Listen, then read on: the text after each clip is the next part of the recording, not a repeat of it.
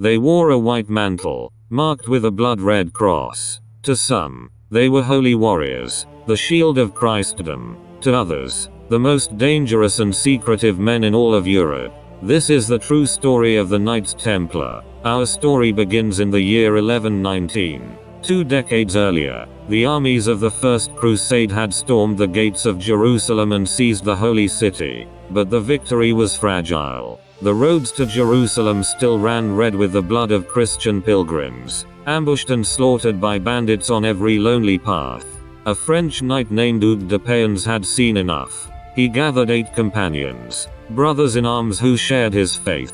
Together, the 9 men knelt before the King of Jerusalem, and swore a sacred oath to protect the pilgrims of the Holy Land with their own lives. They took vows of poverty, of chastity, and of obedience. They would live as monks, yet fight as soldiers, warriors of God. The king granted them quarters upon the Temple Mount, above the buried ruins of the ancient Temple of Solomon. And from that sacred ground, they took their name, the poor fellow soldiers of Christ and of the Temple of Solomon. In time, the world would simply call them the Templars. For 9 long years, the brotherhood remained small, poor, and almost unknown.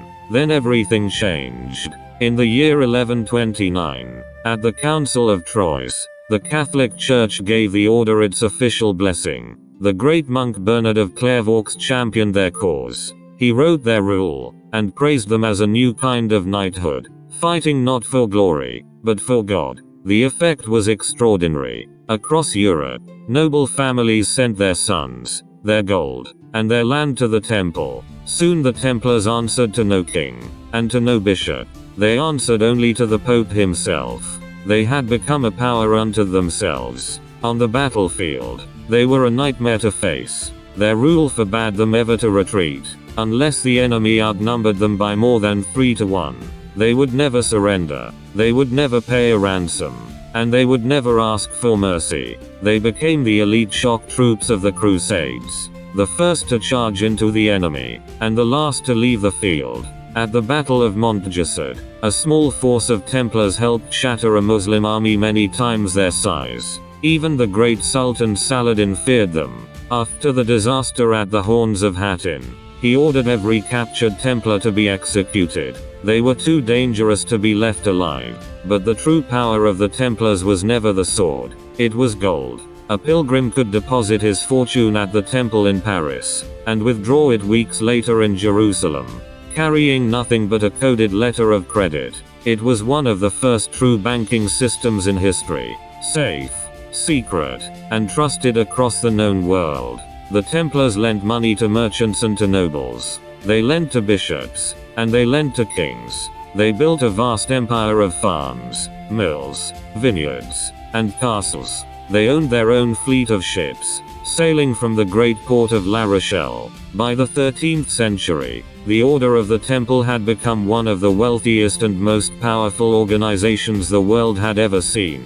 And where there is great secrecy and great wealth, there are always whispers. What, men asked, had the Templars truly found beneath the Temple of Solomon? The legends grew in the dark. Some said they had uncovered the Ark of the Covenant. Others spoke of the burial shroud of Christ. And some dared to whisper the greatest secret of all, that the Templars guarded the Holy Grail itself. Stranger still were the rumors of a mysterious idol, a bearded head they called Baphomet, which the knights were said to worship in secret. No one truly knows what was real, and what was legend. But the stories spread, and with them, fear. And fear breeds enemies. By the year 1307, the King of France, Philip IV, was a desperate man. His wars had emptied his treasury, and he was drowning in debt. And much of that debt was owed to the Templars. The king did not want to repay them. He wanted to destroy them, and to seize everything they owned. So he made a plan of breathtaking cruelty and precision. He sent sealed orders to his officers across the entire kingdom. The orders were not to be opened until the appointed day, at dawn, on Friday, the 13th of October, 1307. The trap was sprung. In a single coordinated strike, hundreds of Templars were arrested across France. The proud knights were dragged from their beds in chains. They were accused of heresy, of blasphemy, of spitting on the cross, and of worshipping false idols. Under the agony of brutal torture, dozens of knights confessed to crimes they had almost certainly never committed. For 7 long years, the order was put on trial, its name dragged through the mud of Europe.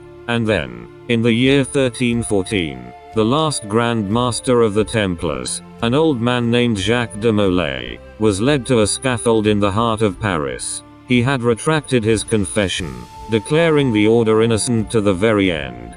For that, he was sentenced to burn. As the flames climbed around him, legend says de Molay called out a final curse. He summoned both the king and the pope to meet him before the judgment of God. Within the year, whether by curse or by chance, the prophecy came true. Within a matter of months, both Pope Clement and King Philip were dead. The Order of the Temple was officially dissolved, its lands scattered, its survivors hunted or hidden.